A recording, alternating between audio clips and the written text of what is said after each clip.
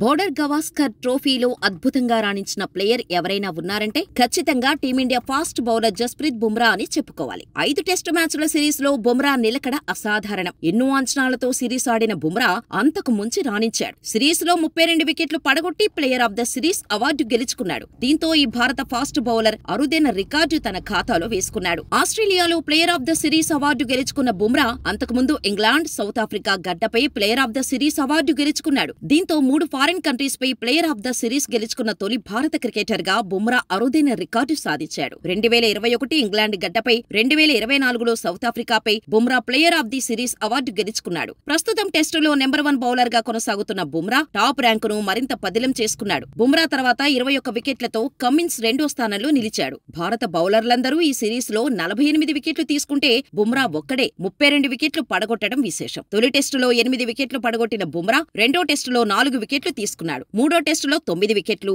4గో టెస్టులో మరో 9 వికెట్లు తన ఖాతాలో వేసుకున్నాడు. చివరిదైన సిడ్నీ టెస్టులో 2 వికెట్లు లభించాయి. వెన్ను గాయం కారణంగా రెండో ఇన్నింగ్స్లో బుమ్రా బౌలింగ్ చేయడానికి రాలేదు.